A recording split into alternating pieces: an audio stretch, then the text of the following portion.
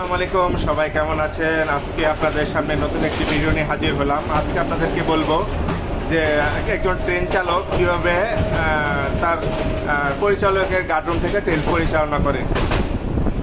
এটা হচ্ছে, দেখতেই পারতেছেন, পরিচালকের গার্ড লেখাই আছে। এটা একজন ট্রেন চালক ঠিক এই জায়গায় বসে তার খাতা কলম নিয়ে ট্রেন কয়টার দিকে ছেড়ে যাচ্ছে, কয়টার দিকে স্টেশনে থামতেছে, যাবতীয় কাজকর্ম এখানেই বসে করে। সিগন্যাল টিগন্যাল যাবতীয় কাজকর্ম এখানেই বসে করে। দ্বিতীয় যে কাজটা হচ্ছে, এই যে দেখতেছেন একটা মানে ঘোরানোর মতো, একটা কলের মতো ঘোরানোর মতো, এটা হচ্ছে ইমার্জেন্সি ব্রেক।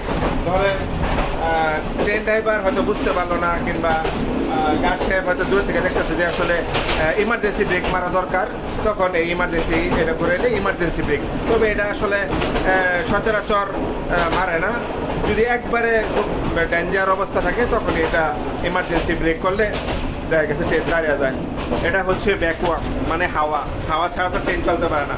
এটা হচ্ছে সেই ব্যাকওয়াম, মানে কীভাবে কত হাওয়া কীভাবে কি, এটাই হচ্ছে সেই ব্যাকওয়াম হাওয়ার মিটার। এটা হচ্ছে টয়লেট, আর এই হচ্ছে গার্ডরুম। এই গার্ডরুমের একজন লোকোমাস্টারের যাবতীয় কাগজপত্র যা যা জিনিস আছে এখানে রাখবে, থাক করা, এখানে বসে থাকবে। এখানে ট্রেন কয়টা দিকে আসে যায় বিস্তারিত কাগজপত্র লেখালেখি এই জায়গায়।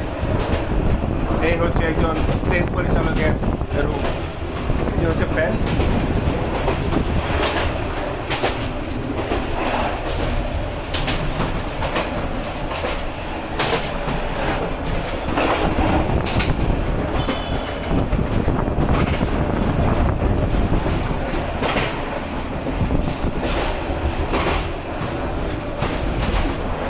তো সবাই ভালো থাকবেন, ধন্যবাদ, আসসালামু আলাইকুম।